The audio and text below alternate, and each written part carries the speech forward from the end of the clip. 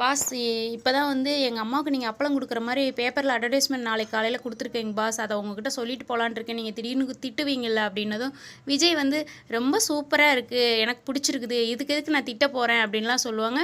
நீங்களா பாஸ் இப்படி பேசுகிறீங்க, சரிங்க பாஸ் நான் கிளம்புறேன் அப்படின்ட்டு சொல்லிவிட்டு காவேரி கிளம்புவாங்க. விஜய் வந்து காவேரியை போகிறப்ப அப்படியே ரசிச்சுக்கிட்டே சிரிப்பார். ரொம்ப இப்போ தான் காவேரியை வந்து விஜய்க்கு பிடிக்க ஆரம்பிச்சிருக்குது. நாளைக்கு பேப்பரை வந்து திடீர்னு வெண்ணிலா காணாமல் போன வெண்ணிலா வந்து ஹோமில் இருக்கிறாங்க, ஒரு அனாத ஆசிரமத்தில். அவங்க வந்து புத்தி சுவாதீனம் இல்லாமல் நினைவு இல்லாமல் இருக்கிறாங்க. அந்த பேப்பரை பார்த்துட்டு வேகமாக போய் அதை எடுப்பாங்க. அங்கே வேலை செய்கிற ஒரு பொண்ணு, ஒரு வேலைக்காரம்மா வந்து அவங்க வந்து பேப்பர் எடுத்து பார்க்குறாங்க. ஏன்னா இவ்வளோ நாளாக வந்து நினைவு இல்லாமல் உட்காந்துருந்தவ திடீர்னு வந்து ஒரு பேப்பர் எடுத்து பார்க்குறாளே, அது என்னது அப்படின்ட்டு. இனிமேல் வந்து விஜய்கிட்ட வந்து இவங்க சேர்ப்பாங்களா என்னன்னு தெரியல. இப்போ தான் காவேரியும் விஜய் ரொம்ப சந்தோஷமாக இருக்காங்க. திடீர்னு வெண்ணிலா வந்து விஜயை தேடுற மாதிரி காட்டுறாங்க. பார்க்குறதுக்கே பிடிக்கவே இல்லை. உங்களுக்கு எப்படி இருக்குன்னு நீங்கள் கமெண்டில் சொல்லுங்கள். பிடிச்சிருந்தா ஒரு லைக் கொடுங்க. விஜயாவும் மனோஜும் அந்த எலுமிச்சம்பழத்தை நினச்சிட்டே நைட்டெல்லாம் தூங்கவே இல்லை. காலையில் எழுந்துச்சி எப்படியாவது கிளம்பிடணும் அப்படின்னு சொல்லிட்டு விஜயாவும் மனோஜும் விடிய விடிய யோசிச்சுட்டு காலையில் சீக்கிரமாக கிளம்புறாங்க 6 மணிக்கு. உடனே முத்து எல்லாருமே வந்து கேள்வி கேட்குறாங்க.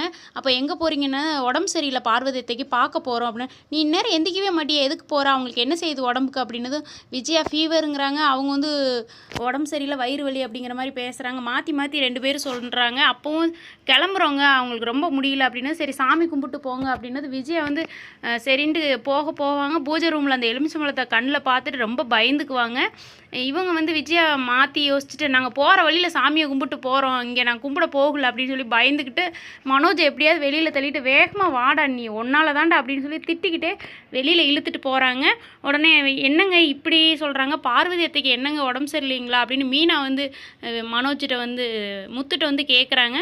அப்போ முத்து சொல்கிறாரு, எலுமிச்சம்பழம் வேலை செய்ய ஆரம்பிச்சிருச்சு அப்படின்னு சொல்லி சிரிக்கிறாரு. இப்படி தாங்க ப்ரமோ போட்டிருக்காங்க. பிடிச்சிருந்தா ஒரு லைக்.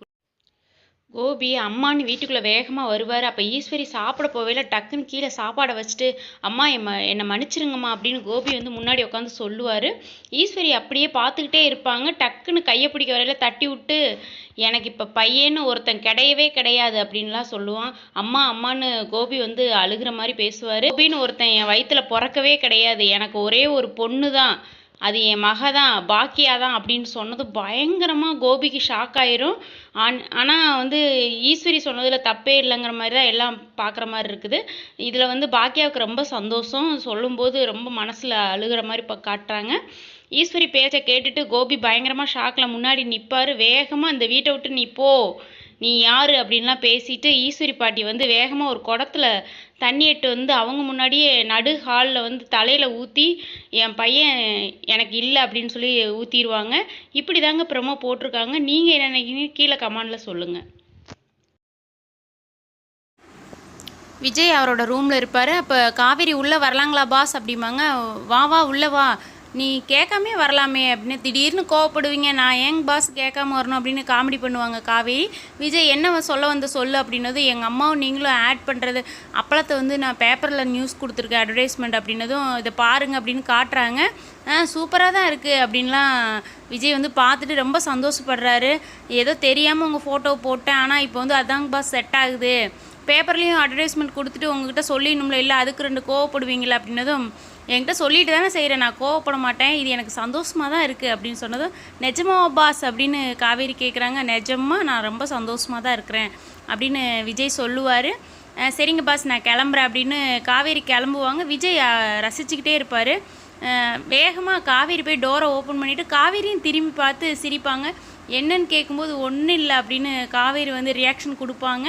விஜய் வந்து பார்த்துட்டு பயங்கரமாக சந்தோஷப்பட்டுட்டு காவேரி போனதுக்கப்புறமும் காவேரியை நினச்சி ரொம்ப சந்தோஷப்படுவார். இப்படி தான் போட்டிருக்காங்க. பிடிச்சிருந்தா ஒரு லைக் கொடுங்க. நீங்கள் என்ன நினைக்கிறீங்க கீழே கமெண்டில்